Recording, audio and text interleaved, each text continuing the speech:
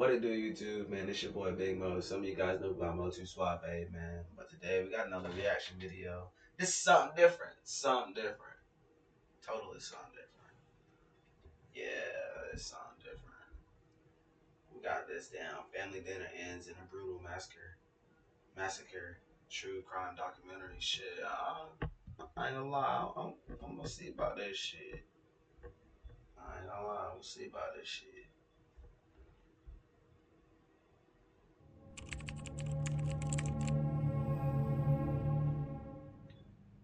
Easter Sunday in 1975 started off as a normal Easter holiday for the Ruppert family, but soon turned into a nightmare that is now dubbed as the deadliest family massacre in American history. Stay tuned as we uncover how a seemingly harmless man managed to murder 11 members of his family. James Urban Ruppert was born on March 29, 1934, to his mother Charity and father Leonard Ruppert. He, along with his older brother, Leonard Jr., grew up in Hamilton, Ohio. However, their small family was far from normal, as Leonard Sr., who was known to have a violent temper, made his children's childhood traumatic. To make matters worse, Charity picked her favorites when the boys were still young, always favoring her brighter and more confident older child, Leonard, over her younger son. James grew up in a hostile environment and was often told by his mother that she wished he was never born since she wanted a daughter in his place. As God. expected from a child who grew up. Man, I know that motherfucker.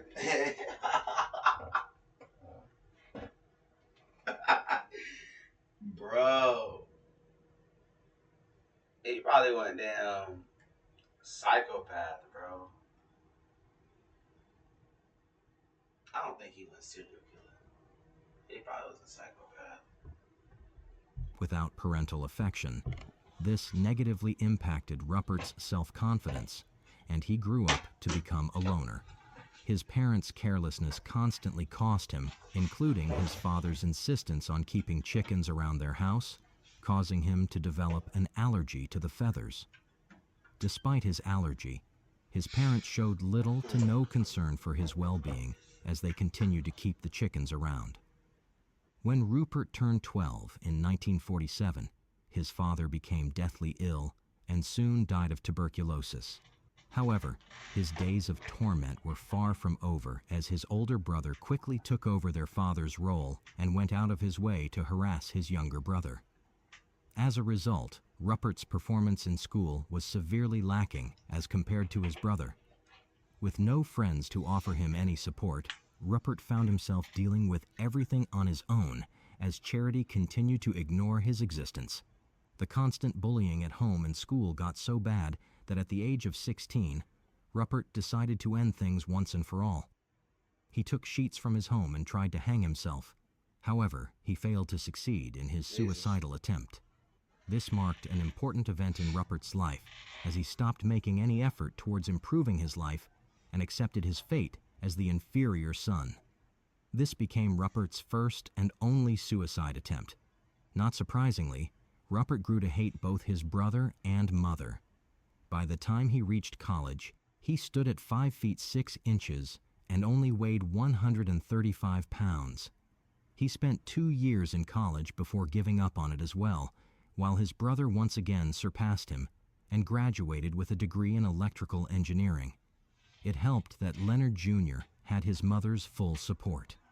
His resentment towards his brother grew to a dangerous level when Leonard Jr. married one of Man, Ruppert's that's an former... ugly ass family. I ain't even gonna lie. I ain't gonna lie, that's an ugly ass family, bro. Real shit.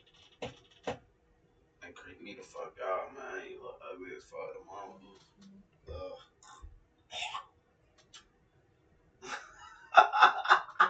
girlfriends named Alma, a girl that he never lost feelings for. This would later be cited as a motive for his rampage. Ruppert began to feel as if the entire world was against him and resigned himself to an unremarkable life, accepting defeat. He trained to become a draftsman, but remained unemployed for the majority of his life, leaving him with no choice but to continue living with his mother, often borrowing money from her and Leonard Jr.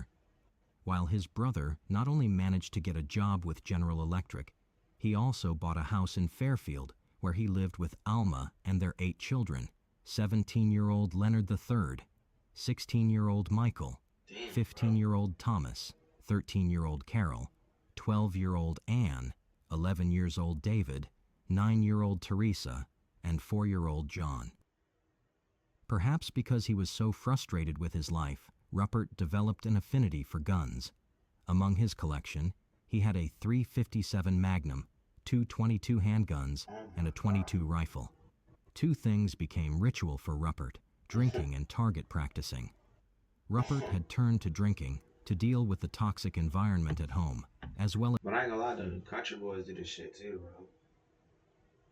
Killing this shit, man. I know plenty of guys that do this shit. For real. Them boys be lit as fuck, man. Just having target practice. I'm like, man, y'all brave as hell. Ain't no way in the hell, bro. Ain't no way in the hell. as to numb his feelings of inferiority. As he got older and remained unemployed, Charity, tired of his drinking, threatened to evict him unless he paid rent. However, since he had lost all of his money during the stock market crash of 1973 to 1974, Ruppert had no way to pay his portion of the rent. Although Charity intended for this threat to motivate him to get his life back on track, she unknowingly pushed him towards his breaking point. As the threat of eviction loomed over his head, Ruppert began to approach his breaking point. While purchasing ammunition one day, he inquired about silencers, but did not end up going through with the purchase. On March 29, 1975, Ruppert turned 41. On his birthday, he was seen at the Great Miami River in Hamilton shooting cans, and this became pivotal in helping the prosecution build their case against him. It can be argued that he was possibly preparing for one of the deadliest nights in Hamilton, Ohio. That night, Ruppert stumbled into a bar called the 19th Hole Cocktail Lounge. He met 28-year-old mother of 5, Wanda Bishop, who worked at the cocktail lounge, and confessed that his mother was threatening to evict him if he failed to find a job to pay for his portion of the rent. Charity had told him that if he could afford to pay for his drinks, he could pay her rent as well. Wanda recalled that Ruppert insisted that he had to find a way to solve the problem.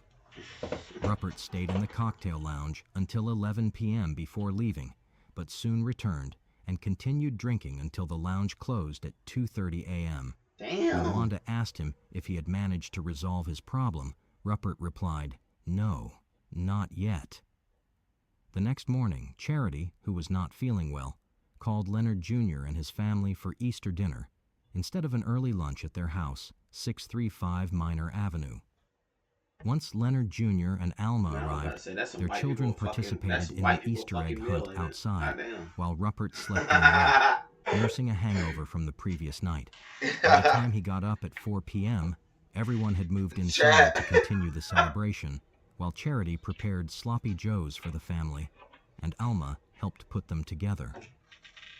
Ruppert stayed with the family for a short while before returning upstairs to retrieve a .357 Magnum, 2 .22 handguns, and a rifle. He intended to head to a shooting range to spend his day, but as he was leaving, his brother asked him, "How's the Volkswagen?" Ruppert took this as an insult, as Leonard Jr.'s comments reminded him of his own failure to lead a successful life like his brother. Instead of leaving for the shooting range as planned, Ruppert made a split-second decision that not only altered the trajectory of his life forever, but also robbed 11 people of their lives. At 6 p.m., Charity, Leonard, Alma, their son David, and daughters Tessa and Carol, who were in the kitchen, became Ruppert's first Damn. victims as he fired off several shots in rapid succession, hitting all of them in the chest, except for his Damn. mother, whom he shot in the head as she jumped at him to Oh try and my prevent him from god. killing anyone else. Yo. He then moved to the living room where he shot his niece Anne, Leonard III, Michael, and John. After his initial shots, Ruppert went around and Oh my fucking god. Shot the mom in the head. Damn. Yeah. Trying to downplay that nigga like he ain't the shit or something. He won't playing. That nigga stood on business, dog. Shot everyone several more times to make sure that they were dead. Holy shit. The initial shooting, and if people were moaning and groaning still, he shot them in the head. Damn. The entire ordeal took less than 5 minutes, with Ruppert only stopping in the middle to reload. All in all, he fired 44 shots, out of which 40 hit the victims. After making sure that everyone was dead, Ruppert sat with his family's dead bodies for 3 hours, contemplating suicide, but decided that since it was a mortal sin, he did not want it to be his last act. After 3 hours, he decided to make a 911 call. He told the 911 dispatcher that there has been a shooting. As his relatives took their last breaths around him, Rupert sat on the couch. He waited there for 3 to 4 hours before he called police to tell them someone's been shot. When officers arrived at the scene a few minutes later, Ruppert greeted them at the front door. At first glance, the officers did not suspect that anything sinister was waiting for them beyond the front door, since Ruppert, with his short stature and thick black-framed glasses, did not fit into the usual description of a murderer. As the officers entered the house, they were in for the shock of a lifetime. One of the responding officers also reported that he had never seen anything like the crime scene before him, and that he had to rush to the side to throw up. There was so much blood on the floors that it had seeped through the wooden floorboards and was dripping into the basement. Damn. There was no sign of struggle inside the house except for Man, I'm trying to see the trash damn can, bodies and shit, indicating bro. that because the family had not expected this, they did not have enough time to react. Yo, chat, are they gonna show the fucking bodies or what? Bro, they gonna show the bodies or what, bro? I'm trying to see how the fuck they were laying out, bro. Fuck the dead bitches. I'm trying to see, like, fucking bodies, my nigga. What the fuck, bro? Show that shit. As the Hamilton Police Department was made aware of the shocking discovery, they immediately covered the area with police tape as people began to gather around. The small community that had known the Ruppert family as a loving family was taken by surprise at the tragedy, and was even more horrified to find that the helpful and modest man they had known their whole lives was behind the murders. The first body to leave the house was of little John, with his sneaker peeking out of the sheet drawn over him. Dread began to fill everyone as one by one, 11 stretchers were brought out of the house, all carrying the now dead members of the Ruppert family. The site was in 2 rooms of a modest 2-story Hamilton home. Bro, that's what happened when you fuck with a nigga, bro, and a nigga gets emotional. He does some emotional shit like this. Something 30 seconds, he fucking ruin his whole goddamn life, bro. Bro, leave these niggas alone, man. Niggas already got to deal with too much shit in the fucking world. Leave the nigga alone, bro. I'm trying to tell you. You're not gonna like the outcome. Boy, I tell you. Home where James Rupert lived with his mother. In 2 rooms, 11 bodies. Damn! Just like that. Good God, this motherfucker on playing. He got drunk and shot them up. Including That's Rupert's tough. mother, Rupert's brother, his brother's wife, and their 8 children. The oldest 17, the youngest a 4-year-old boy. Ruppert was arrested on the counts of 11 aggravated homicides. Despite being known as a demure but helpful man, Ruppert remained uncooperative with the officers and refused to answer any of their questions. Investigators struggled to find a motive since the suspect in custody refused to say anything. During the initial questioning, it was made clear by Ruppert that he planned on pleading insanity. The prosecutors believed that Ruppert planned on taking advantage of the $300,000 worth of inheritance left by both his brother and mother in the form of their properties and assets. By pleading guilty, he would serve time at a court-appointed facility before being released and getting hold of the inheritance. What the fuck? This case led to 2 high-profile trials. During the initial trial, Ruppert admitted to killing his family, but pleaded innocent by reason of insanity. Ruppert was represented by Hugh D. Holbrook, who became so dedicated to the case. I'm assuming he got protected by the government in a way.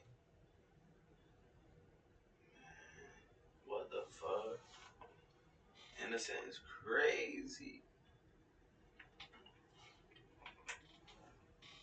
That he even personally funded the hiring of psychiatrists and psychologists from all over the country. Like Whitey Bulger and all that, man. Man, they're all fucking informants. Don't let them $1 billion drug nigga type shit, bro, influence you to do that shit, man. They be controlled by the government. To testify in favor of Ruppert's insanity plea. 2 psychiatrists who were brought on by his defense team concluded that Ruppert suffered from paranoia and delusions of persecution that were brought on by the beatings he had endured during his early life at the hands of his brother. This is why, they argued, he had been unable to control his actions at the time of the crime. Harvard University psychiatrist Dr. Lester Grinspoon supplied his expert opinion, claiming that if more people were present in the house, Ruppert might have killed them as well, pushing the narrative that Ruppert did not have a solid motive other than insanity. After the slaughter, James Rupert changed his clothes and called the cops. He was charged and tried for 11 murders.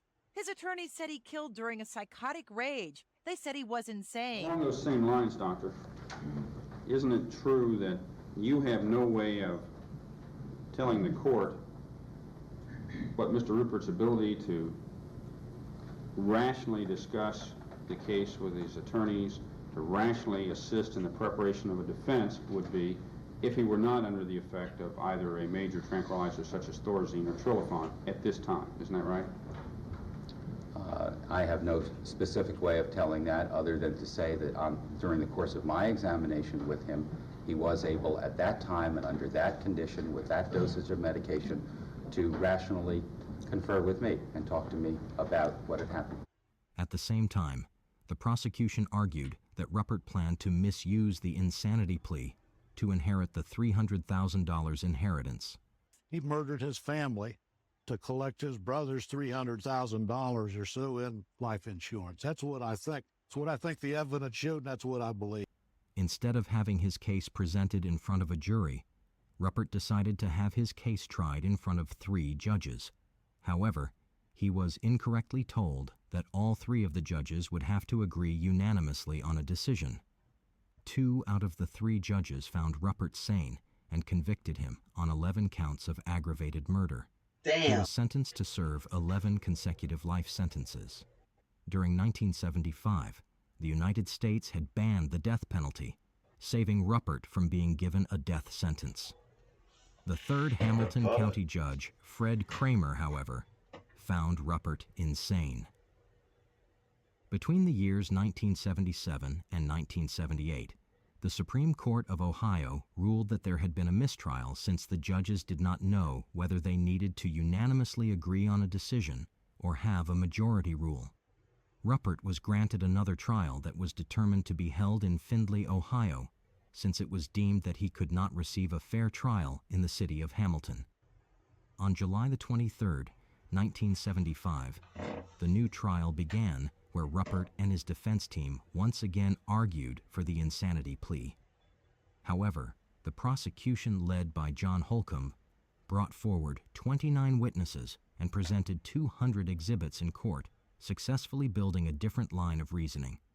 He argued that his inquiry into the silencers, practicing his shooting, and talking about his mother as a problem that needed to be resolved were all pointing towards the fact that this mass murder was a carefully plotted crime, especially given the fact that the shooting had been carried out at a time when the church bells had begun ringing, hence drowning out the noise from the gunshots, preventing anyone from calling the authorities. He went on to say that Ruppert planned on aiming for the insanity plea because that would ensure that he would be sent to the Lima, a state mental hospital where he would eventually be declared sane. This would allow him to easily inherit the $300,000 worth of inheritance left behind by Leonard and Charity. Shit, I don't which even he blame would him, not be chat. able to do if he was convicted of murder. I don't blame Based him. on the prosecution's convincing argument, Ruppert was once again sentenced to 11 consecutive life sentences. A few years later, in 1982, on appeal, Ruppert was granted another trial, where his defense attorney was able to convince the jury to grant him an insanity plea. Ruppert was charged with 2 counts of first-degree murder for his brother and mother, but found not guilty for the remaining 9 counts of murder by reason of insanity. The only family member to Man, attend she the trial fucking was ugly, Alma's man. mother, Damn. Edna Allgaier. I about She shit my blamed goddamn Ruppert for shorts. 13 deaths, including her husband, who took his Fucking own A. life 3 years after the incident on Easter Day, as What well the as a fuck, juror dude? who I about collapsed shit my during the goddamn trial and shorts. died of a heart attack. When Edna passed away, her headstone proclaimed that she was preceded by 8 grandchildren. At the age of 48, Ruppert was incarcerated by the Ohio Department of Rehabilitation and Correction at the Franklin Medical Center in Columbus. 13 years later, at the age of 61, Ruppert was granted another parole hearing by the state Well, parole damn, how board, many but fucking was things? denied release. He was granted 2 How many more times is it parole gonna be hearings, granted? What the one in fuck? 2005 Oh, 2 and more another times. one in 2015. Damn. During all of these parole hearings, he was denied release. During his last hearing in 2015, the Allen Oakwood Correctional Institutional Parole Board released a statement that indicated that Ruppert was not suitable for release due to his negative institutional conduct, as well as a strong community objection to his release. 7 years later, Ruppert died at the age of 88 of natural causes, having spent 47 years in prison. A man who shot and killed 11 family members on Easter 1975 has died.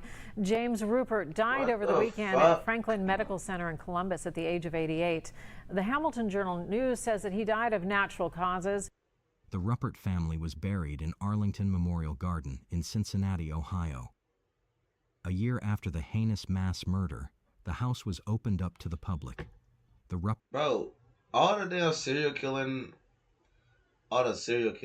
why do all the houses all look damn near the same, bro?